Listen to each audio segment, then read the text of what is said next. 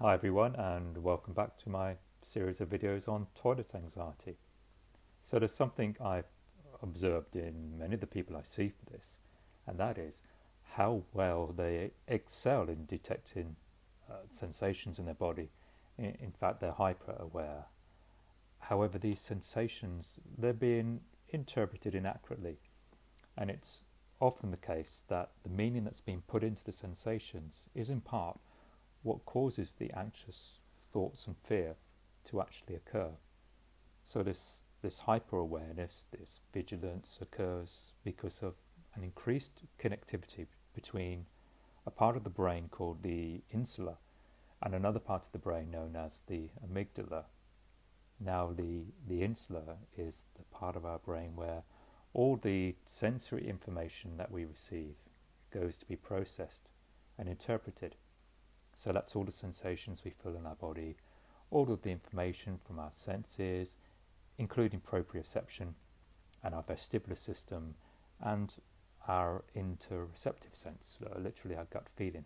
So this is all feeding into the insula, along with all the stories and all the interpretation we have built up throughout our life. And then the amygdala is the part of the brain associated with emotional processing, and in particular fear and motivation. We really depend on the amygdala to warn us of impending danger, to activate the body's stress response. So the insula is talking or sending signals to the amygdala, which in turn triggers flight responses, which is the sympathetic nervous system state. And it happens without any conscious awareness on our part. These powerful signals, they cannot be stopped by reason or understanding. They're outside our conscious control. And the more often we hang out in this sympathetic nervous system state, the greater the connectivity between the insula and the amygdala. They're talking way too frequently to one another, further driving this anxiety and the fear. So if you're someone who's dealing with toilet anxiety, then you're dropping into fight flight because you're more sensitive to these internal feelings happening inside your body. And these amplified sensations are being interpreted negatively with worst case scenario outcomes. So we could be stuck in traffic or in a meeting at work or something, and our stomach could rumble or make a slight noise, and it's not really audible to anyone else. But when we've been in the sympathetic nervous system state for a long time, it's very sensitive to our physiology, such as a sensation in our stomach, and then the interpretation within the insula is that this is something bigger than what it really is.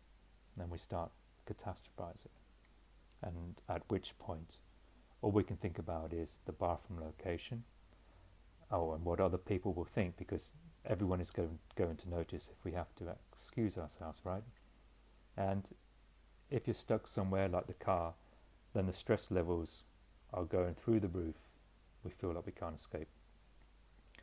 And what's happening here is our nervous system is overly interpreting as the insula processes all this information and sets the alarm bells off.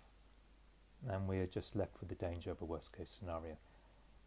And all the practical advice, the common sense, the stress busting techniques, the breathing exercises, all the cognitive stuff, well, in the heat of the moment, they just don't help. And the alarm signal is a good analogy, actually. One of my clients described it like a smoke detector. They said they felt like they have a faulty smoke detector in their brain, which was super sensitive and kept going off, sending them into panic at the slightest thought. They said they felt that they needed to turn down the sensitivity so they didn't keep over-responding. And this makes sense because we all have this internal smoke detector. It's the amygdala. It's always on, looking out for danger, keeping us safe. And for people dealing with this toilet anxiety, the alarm is overly sensitive. It's easily triggered by sensations, thoughts, or anticipation of a future event, such as going out for a meal, which should be an enjoyable occasion and something to look forward to. And over time, behaving in this way has become the default pattern for the brain. It's our new normal, however, it's totally not the normal we want or should ever have to be living. So, how to reset that internal alarm system? How to turn down that sensitivity so we respond in a more balanced and appropriate way to the thought of that upcoming flight, the planned day out with the family, or simply the sensations we're feeling in our stomach or bladder which really grab our attention. How do we dial down this sensitivity and catch a break from the exhausting hyper-vigilance?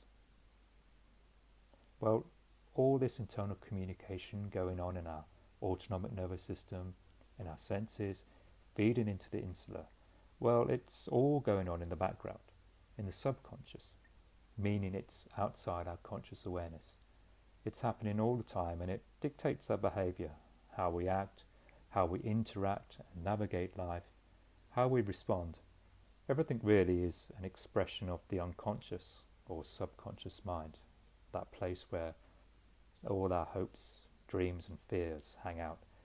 And it's informing the nervous system and our body how to be, how to exist, how to react when we get scared, how to react when we leave the house to hang out with friends, how to feel while we're waiting to get on a flight, how to respond and act when our bladder feels tight or our stomach feels jittery.